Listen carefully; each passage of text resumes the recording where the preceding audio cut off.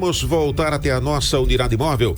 O Walter Gomes continua girando pelas ruas e vai trazer informação com você, Walter. Sim, Rocha, estamos no coração do centro comercial da capital do Agreste Alagoano, bem na esquina da rua Estudante José de Oliveira Leite com a Fernandes Lima. E por aqui, meu amigo, o bicho pegou próximo do meio-dia.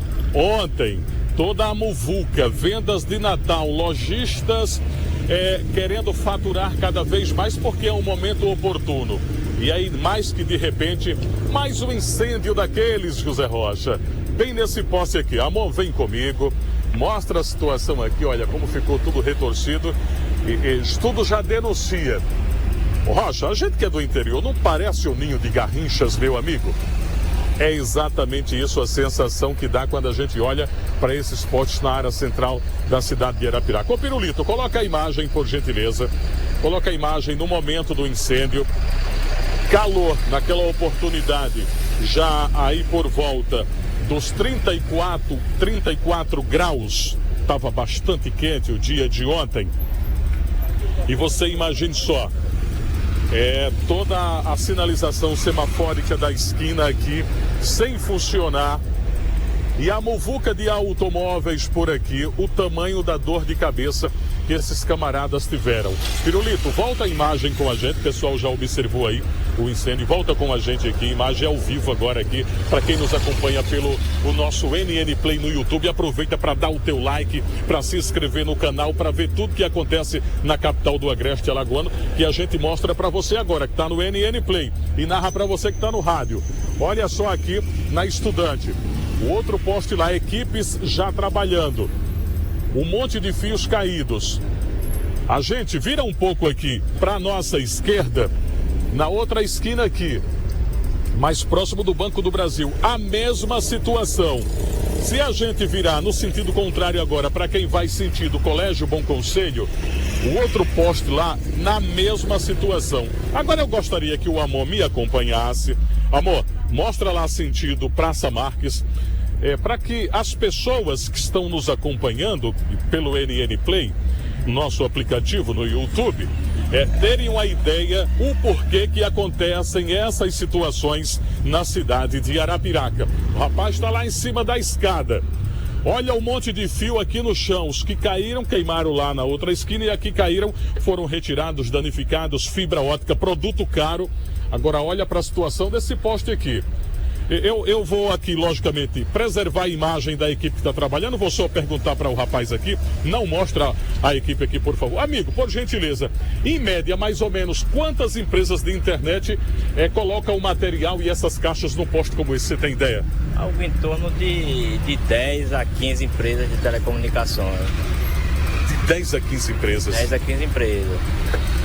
Eu sei que você é técnico junto com a sua equipe, especialista aqui na área, não precisa identificar a empresa, mas humanamente a gente olhando assim, uma pessoa que é leiga, não dá para imaginar que se consiga encontrar de qual material, qual cabo de fibra ótica pertence a qual empresa. Como vocês conseguem encontrar no meio desse emaranhado, enfim, desse quebra-cabeças aqui? Cada cabo desse ele tem uma nomenclatura informando, na grande maioria das vezes, o nome do proprietário. Quando não tem, a gente tem equipamentos apropriados para fazer testes, luz visível. Aí a gente joga no equipamento do cliente e vê visivelmente aqui na rua, mas a grande maioria é identificada com o nome do proprietário. Ela tem essa nomenclatura. Me diga uma coisa, cá para nós, se fosse como em alguns centros já, toda essa fiação fosse subterrânea, a paisagem, a cidade ficava mais bonita cá para nós, não é isso?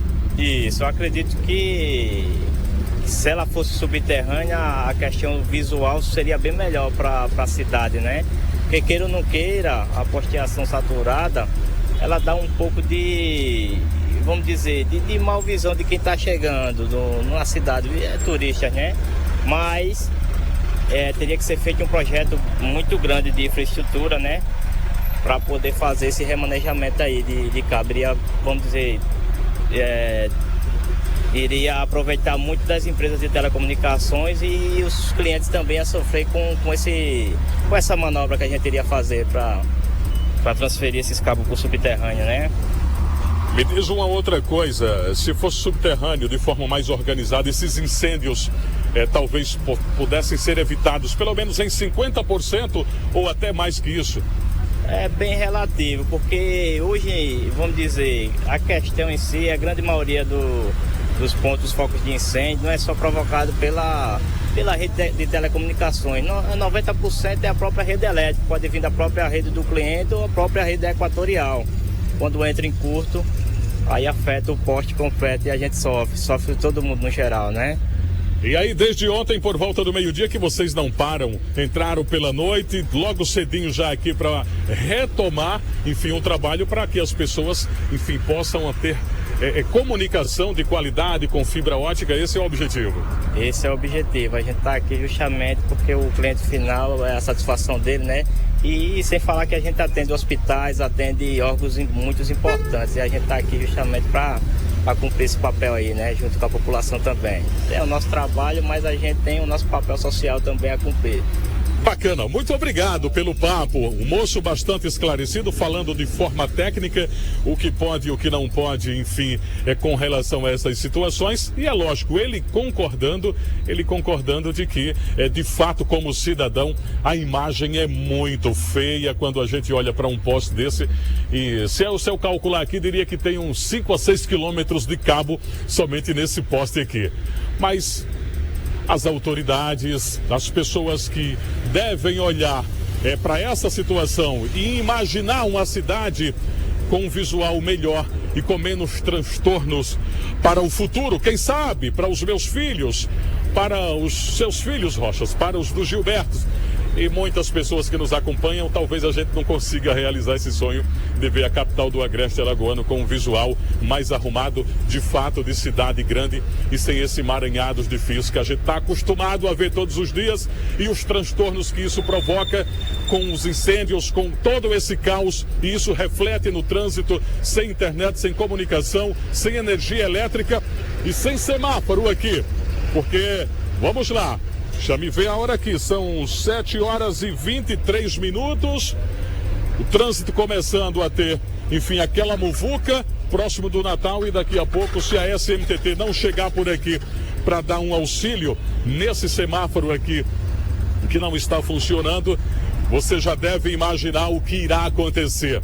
E a gente torce para que as autoridades busquem os meios e tomem as providências para que o direito de ir e vir do cidadão seja cada vez mais tranquilo e todo esse emaranhado de fios no futuro bem próximo possa ter uma visão melhor para o arapiraquense e para quem visita o centro da capital do Agreste Alagoano. Com imagens de Amon Leonardo aqui direto do centro da cidade para o Comando 91, reportagem Walter Gomes. Ok, Walter. É um problema que não vai ser resolvido tão facilmente, né, gente? Vai levar tempo, a gente sabe, porque chegou a esse ponto e certamente vai levar tempo para que se encontre uma solução. Eu acredito que dentro de algumas décadas, isso aí vai ser coisa do passado, porque o problema não é só poluição visual, o problema é perigo mesmo. Imaginem você o que é um incêndio desse acontecendo em frente a um estabelecimento com material inflamável. O que pode acontecer? Pode provocar um incêndio com grandes proporções. Imagine você, alguém que está com uma barraquinha aí debaixo de um posto como esse, vendendo alguma coisa, e a gente sabe que isso existe nas calçadas de Arapiraca. De repente, algo dessa natureza acontece lá em cima, desaba por cima. Quer dizer, além do prejuízo que esse cidadão da barraquinha vai ter, pode inclusive se queimar. Gera vários problemas. Eu acredito sinceramente que no futuro, aí fica difícil da gente prever, mas dentro de algumas décadas, a gente vai ter talvez em cada poste uma plaquinha com aquelas... aquele negócio de captar energia solar, né? Como hoje já é bastante comum nas residências. Por que não fazer isso nos postes? Quando finalmente isso vai acontecer? Sinceramente eu não sei, até porque não é a minha área. Agora, quando o cidadão disse que cerca de 10 empresas, foi isso que ele falou, né? Cerca de 10 empresas, significa dizer que essas 10 ou 15 empresas têm no mínimo 5 ou 10 fios cada uma, né? Porque são vários fios que passam hoje no poste. E o pessoal acha pouco, ainda faz um rolo do fio que sobra e deixará naquele mesmo poste. Eu repito, não vai ser um problema tão simples de resolver. No futuro, sim, isso vai ser coisa do passado, mas até lá muita coisa ainda vai acontecer desagradável, infelizmente. Agora imagine você o que é esse pessoal que depende dessa internet ficar sem o serviço. Porque hoje tem muita gente que prefere ficar sem refeição. contanto que tem internet em casa, né? O negócio é sério. Pois é, agora 2 observações que precisam ser feitas. A primeira é que o cidadão lá tecnicamente falava sobre a causa do incêndio, que na grande maioria das vezes é causada pela própria rede elétrica, né? Por onde passa de fato a eletricidade, e ali os fios ajudam a formar a labareda, né? Aquela quantidade de chama mais alta, porque tem aquela fiação toda que acaba ajudando. Então isso, se não houvesse essa fiação toda, talvez o incêndio fosse de menor proporção, mas é causada na grande maioria das vezes, como falou o técnico, pela própria rede elétrica, a rede da Equatorial.